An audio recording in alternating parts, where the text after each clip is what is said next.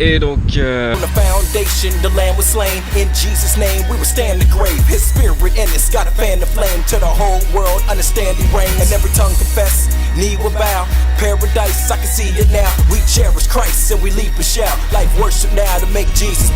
ok, on est arrivé au début de la Via Ferrata. Il va y avoir du vent tout le temps. Alors je vais vous montrer.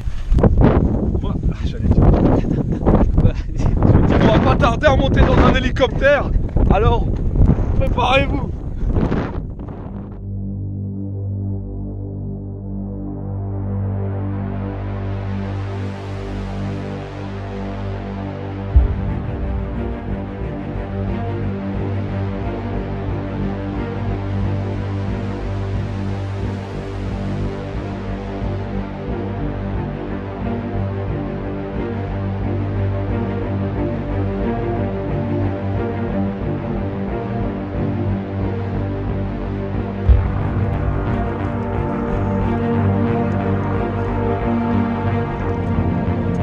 Je sais pas si vous voyez les rochers en haut.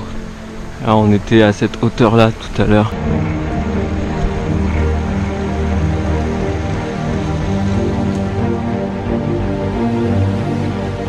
Vas-y, tiens pas. Ah ah.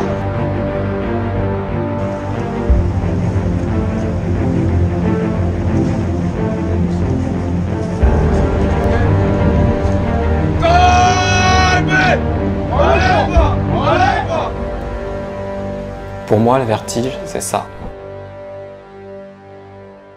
Voilà ce qui s'est réellement passé. La Via Ferrata se compose de 3 pistes, comme les pistes de ski. Une verte, une rouge, une noire. Sur le chemin, on a rencontré des gens qui nous disaient que cette Via Ferrata était assez simple.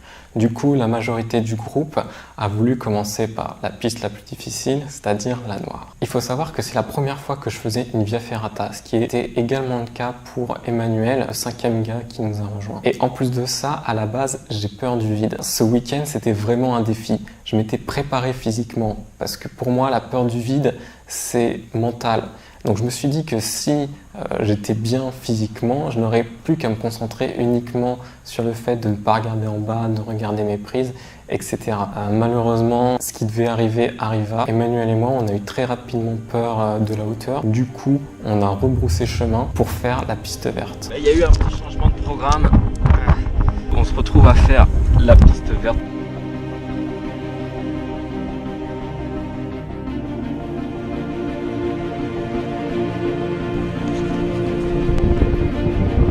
Jamais abandonné. Ouais.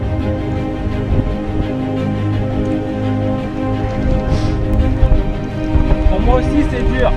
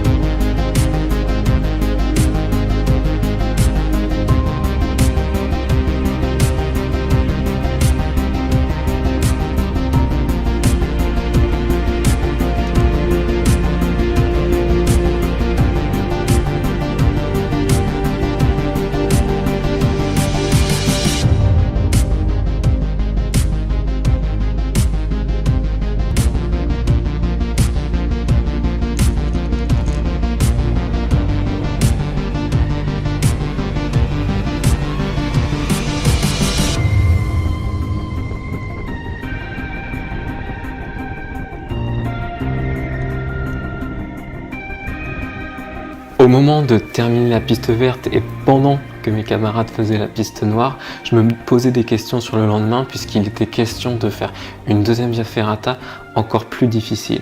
Et honnêtement, je me demandais vraiment si j'allais avoir le courage de les suivre.